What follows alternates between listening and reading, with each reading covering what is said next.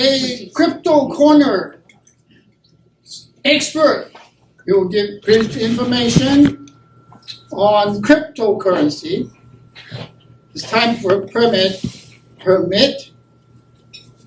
He can take a quick 2 questions from the audience. So timer, if you can just time his speech. Let's welcome Real Currency is Money.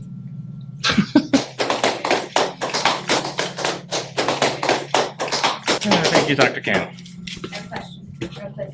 Yeah. Am I timing with leaving space for the questions? So am I timing up? Yeah, question. Good question.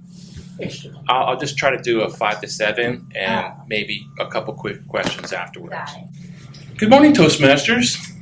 Gonna learn. I had some questions about cryptocurrency, and I'm gonna try to tell you a little bit about that. Mostly focus on digital money, talking about banks and ledgers, and it's a little easy economy. But how do they make money?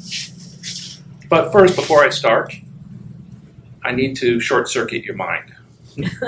So, I want you to put your hand on your belly and rub it clockwise and pat your head evenly, like up and down, even.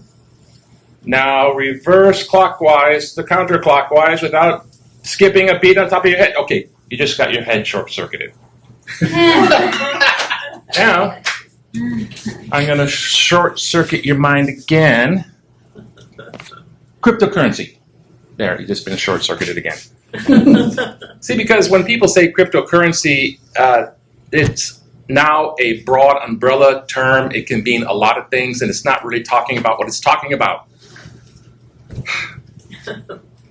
When we have cryptocurrency, usually people think of the first one ever invented called Bitcoin. That was the first one back in, I don't know when, 2008 or 9 or whatever it was. It's actually kind of over 10 years ago. And somebody invented something called the blockchain.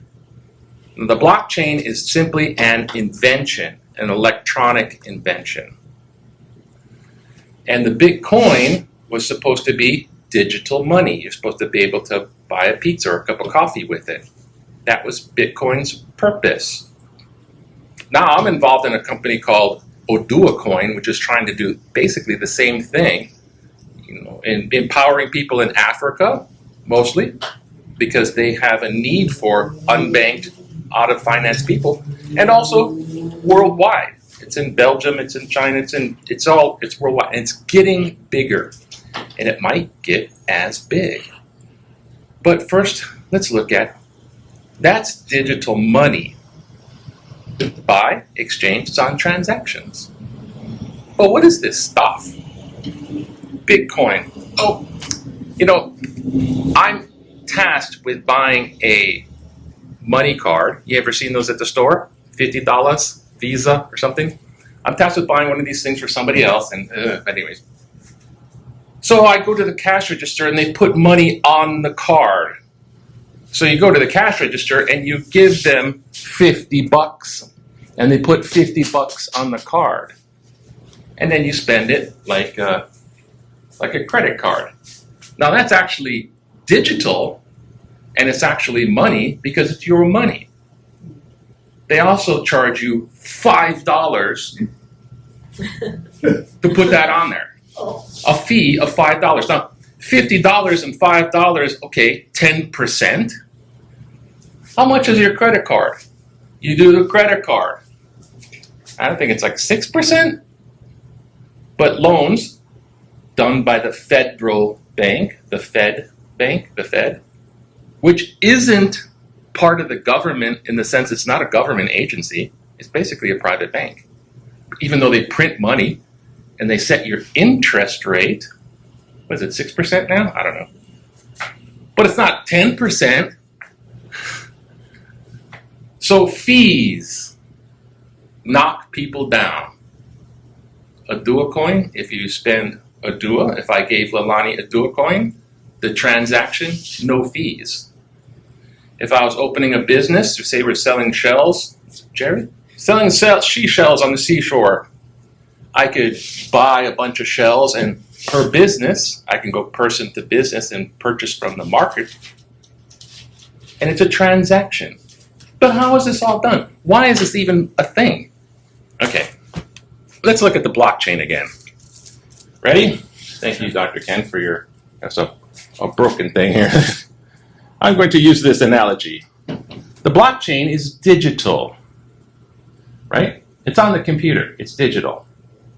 Now, each block, now I'm going to have one of these beads as a block. Each block is encrypted. And on the block, there's a bunch of transactions. So a bunch of transactions are happening, it's all recorded. Like, think of the word ledger. Remember Scrooge with his ledger? Like banks have a ledger. This is a ledger. And it's basically permanent. So each block is created, linked to the next block, and it's all encrypted, and it's a permanent ledger. You cannot uncrypt, and even if you had quantum computers, I don't know, that's fishy, but you can't just hack into this, because 10,000 computers in unison, that's the decentralized, are creating each block. So you'd have to hack 10,000 computers and then go back and hack this one and then go back and they're connected linearly, right? And it's a permanent record, a permanent ledger. That's why it's valuable. Now, each coin backing it, like Bitcoin, you want to see a Bitcoin? I'll show you a Bitcoin. Here's a Bitcoin right here. See this? Here's a Bitcoin. Okay? $26,000. $26,800 if you pass it around. Oh, hey, it's a lot of money. It's a lot of money. That's just the prop. They don't exist except on the blockchain. Same with Oduwa Coin. Now, there's no fees. No $5, $10. It's a permanent ledger. You can put stuff like contracts on there.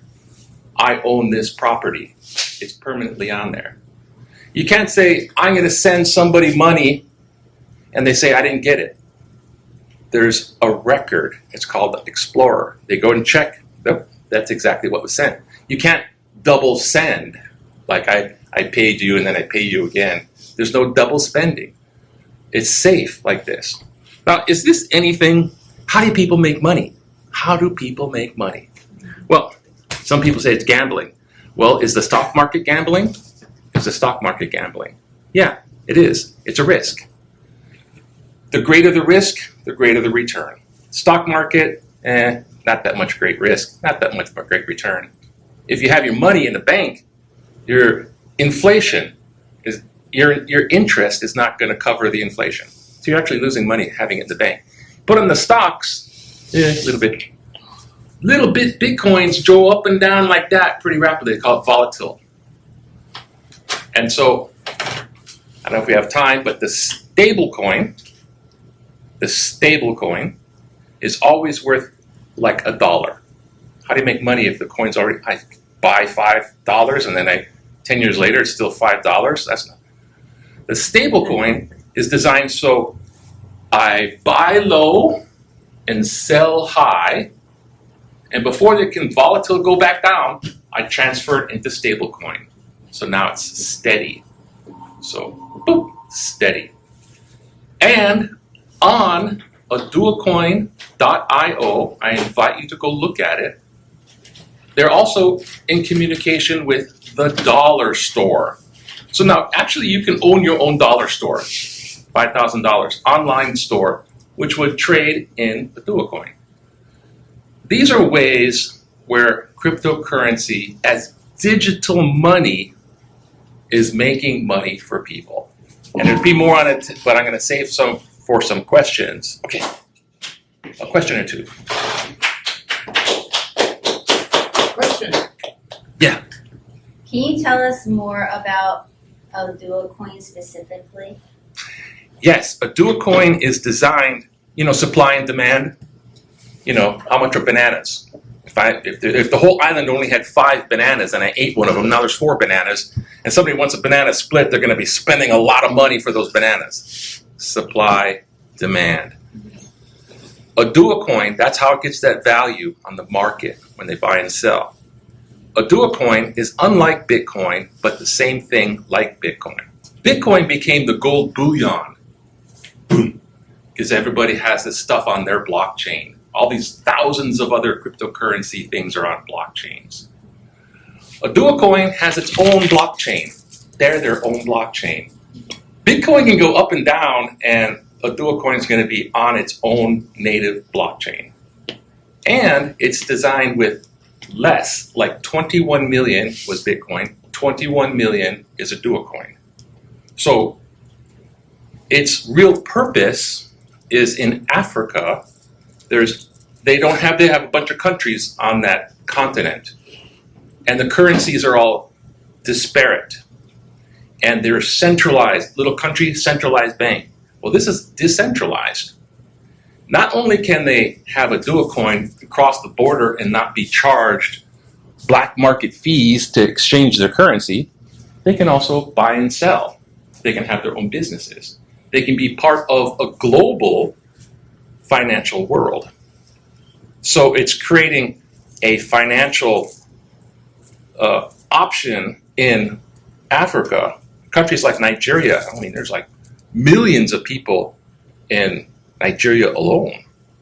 And if they all started using Oduwa Coin, and Oduwa is a name that has an African heritage, but that'll take a long story right now.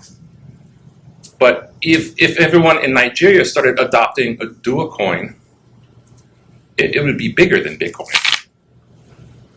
But it's slowly grabbing hold and it's slowly dispersing. There's a group called the ADDI, African Diaspora. But it also is connected to other places that need that type of option.